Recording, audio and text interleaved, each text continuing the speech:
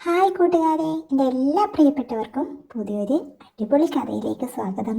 കേൾക്കുന്ന കഥയൊക്കെ ഇഷ്ടപ്പെടുവാണെങ്കിൽ ലൈക്ക് ചെയ്യാൻ മറക്കരുത് കേട്ടോ. അപ്പോൾ നമുക്ക് കഥ തുടങ്ങാവേ. എൻ്റെ ഭാര്യയുടെ കഥയാണ് കേട്ടോ ഞാൻ പറയുന്നത്. എൻ്റെ കഴിവുകേട് കൊണ്ടാണെന്ന് തന്നെ പറയാം. പിന്നെ എനിക്ക് എന്തോ വലിയ താല്പര്യമൊന്നുമില്ല. അതുകൊണ്ട് തന്നെ ഇപ്പോൾ കാശുണ്ടാക്കുന്നതെല്ലാം എൻ്റെ ഭാര്യ നീനുവാണ്. അവളിപ്പോൾ എല്ലാം തികഞ്ഞൊരു സാധനമാണെന്ന് തന്നെ പറയാട്ടോ. ഞങ്ങൾക്ക് വേറെ പ്രത്യേകിച്ച് വരുമാനമൊന്നുമില്ല. ഇപ്പോൾ ടൗണിൽ ജീവിക്കുന്നത് കൊണ്ട് തന്നെ ഇതൊന്നും ആരും അങ്ങനെ വലുതായി ശ്രദ്ധിക്കുന്നില്ല എന്ന് തോന്നുന്നു. ഫാമിലിയുടെയൊക്കെ മുമ്പിൽ ഞങ്ങളിപ്പോൾ അത്യാവശ്യം നല്ല സ്റ്റാറ്റസിൽ തന്നെ ജീവിക്കുന്നു. ഒന്നിനും ഒരു കുറവുമില്ല. എല്ലാം അവളുടെ മിടുക്കെന്ന് തന്നെ പറയാം. എല്ലാം തികഞ്ഞതാണ് ഇപ്പോൾ അവൾ. ഇത് നിറവും മീഡിയം വണ്ണമൊക്കെയുള്ള ഒരാറ്റ സാധനമാണ് കേട്ടോ അവൾ. മുഴുത്ത എന്നാൽ അല്പം ഉടവൊക്കെയുള്ള മാറിടങ്ങളാണ്. ഉരുണ്ട് വിടർന്ന ശരീരത്തിന് ചേരാത്ത നല്ല പിൻഭാഗവുമാണുള്ളത്. ഒതുങ്ങിയ ഭംഗിയുള്ള അരക്കെട്ടും തോളിനൊപ്പം മാത്രം വെട്ടിയിട്ടേക്കുന്ന മുടിയൊക്കെയാണ് ഇപ്പോഴത്തെ അവളുടെ സ്റ്റൈല്.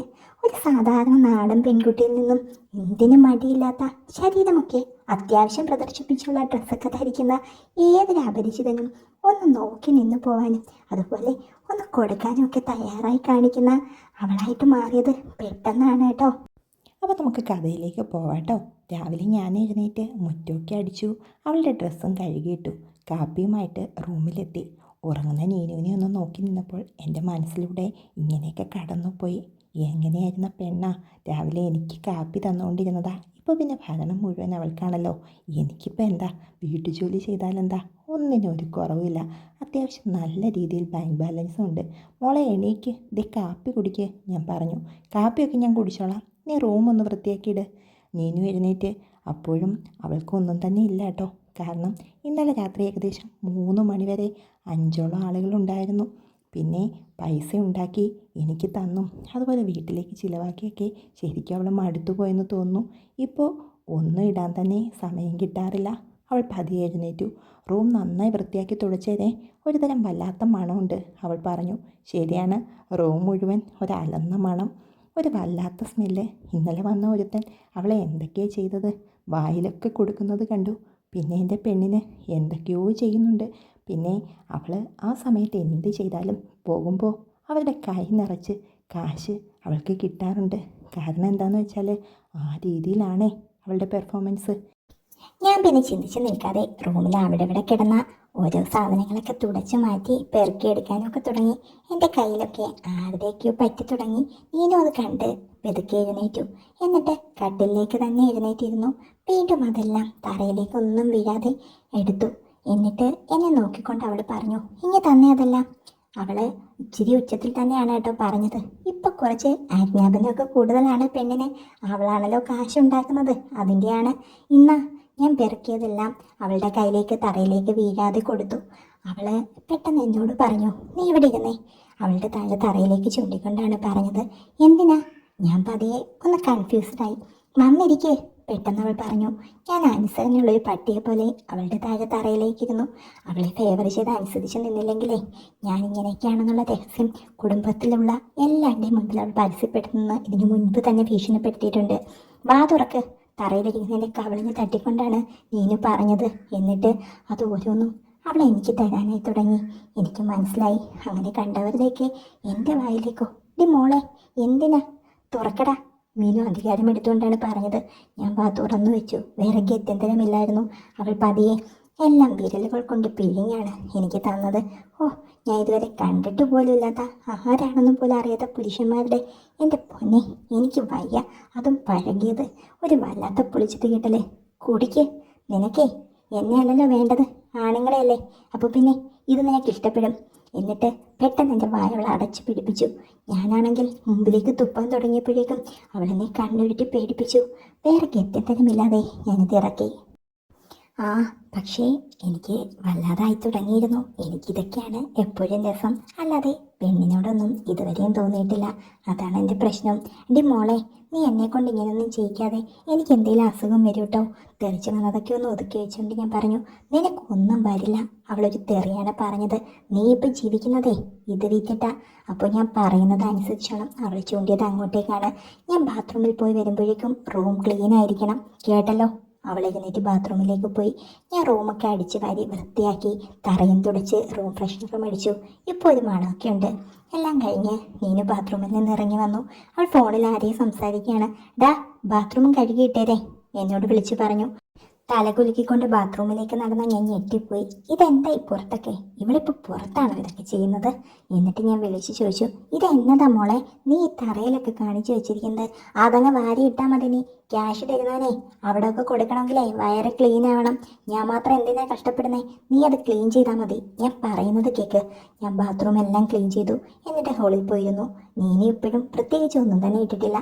അവളാണെങ്കിൽ തൻ്റെ മാർദ്ദങ്ങളും പൂക്കളുമൊക്കെ ഫോട്ടോ എടുക്കുന്നുണ്ട്. ആർക്കും അയച്ചു കൊടുക്കുകയാണെന്ന് തോന്നുന്നു. പെട്ടെന്ന് കോളിംഗ് ബെൽ മുഴങ്ങി.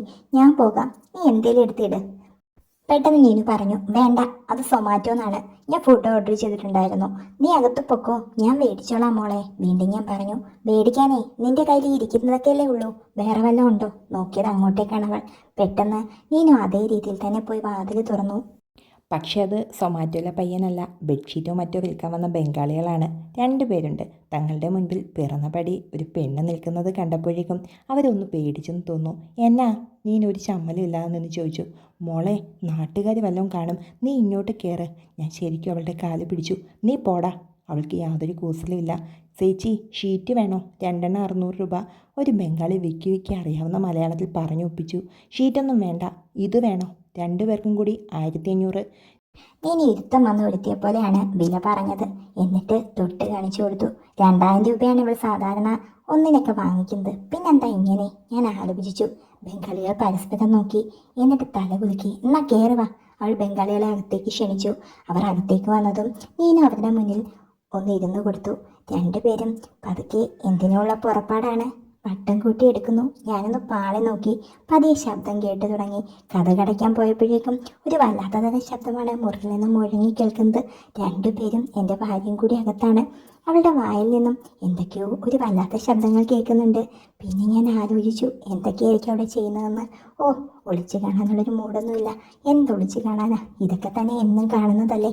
എനിക്കിപ്പോൾ ഇപ്പോഴെന്നല്ല, പണ്ടും ഇതൊന്നും കണ്ടിട്ട് എനിക്കൊന്നും തോന്നാറില്ല. പിന്നെ വല്ലതും തോന്നണമെങ്കിൽ അവരെ ആ ബംഗാളികളെ ഒന്ന് നോക്കിയിരുന്നിട്ടേ കാര്യമുള്ളൂ. അവിടെ എന്തൊക്കെയോ കഴിഞ്ഞെന്ന് തോന്നുന്നു. ആ, കിട്ടി. അവൾക്ക് 1500 എന്തോ ആവശ്യം ഉണ്ടായിരുന്നെന്ന് തോന്നുന്നു. അതിപ്പോൾ കിട്ടിയല്ലോ. ബംഗാളികൾ പതിയെ തട്ടിക്കുടഞ്ഞ് എഴുന്നേറ്റ് പോകുന്നതും കണ്ടു. അപ്പോഴേക്കും നീനു വിളിച്ചു, എടാ ഇങ്ങോട്ട് വാ. ഹോ, നോവുന്നു. എന്തു പറ്റി മോളെ? വല്ലാതെ കാലുകളൊക്കെ വിടർത്തിയായിരുന്നു നീനു കിടന്നത്. ക്യാഷ് കിട്ടിയോ? അവൾ പറഞ്ഞു. അപ്പോഴേക്കും ബംഗാളികൾ നോട്ടെണ്ണയോടെ മാറ്റി വെച്ചിരിക്കുന്നത് അവൾക്കായിട്ട് നീട്ടിയവൻ. എന്നെ നോക്കടാ, ക്യാഷ്. പെട്ടെന്നും എന്നെ നോക്കിയിട്ട് ഞാൻ പറഞ്ഞു, 200 കൂടുതലുണ്ട്. ആ, മാറ്റി വെച്ചേരേ. അയ്യോ, ആവോ, നീ ഇങ്ങോട്ടൊന്ന് നോക്കേ.